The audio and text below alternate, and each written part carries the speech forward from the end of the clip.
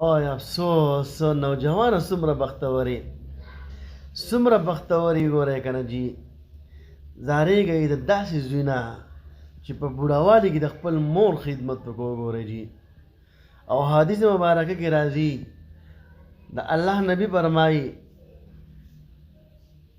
چې هلاک دي چې هغه کس چې په هغې کې مور او پلار ژوندي وي، د هغې خدمت ونه کړي، دا په جنت د ځان به ونځي.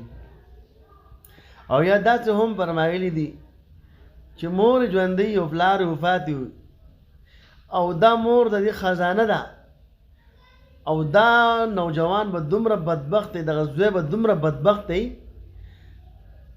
چې دې د خپلې مور خدمت ونه کړي، دا په جنت ته لاړلی شي، چې هلاک دي شوی. نو ملګرو وګورئ که نه، حد یې کړی دی. زبردست یار، زبردستانه زار تا ته سلوټ پیش کوم نوجوانه که د هر ځایږي. ای عوامو، تاسو ته وایم، تاسو ته خبر یې که نه؟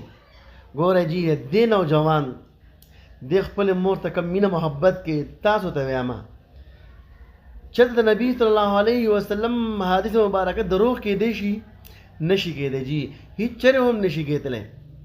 دا وګورئ جي، دا دې له به الله څومره غټ مقام ورکوي. الله اکبر. دا په سلو کې داسې ځوانان به پیدا شي چې د خپل مور خدمت کوي د بوډاوالي پورې.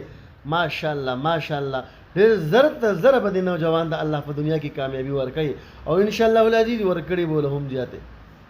که څوک وایي چې زما د رزق پراخه شي او زما د دنیا زندگی ښه شي او زه په دنیا کې ښه زندگی تېره کوم، نو خفه کېږئ مه. دغه شاله د خپلې مور خدمت وکړئ، دغه شاله د خپل پلار خدمت وکړئ، ورکړئ پلار له څه خوږوالی ورکړئ.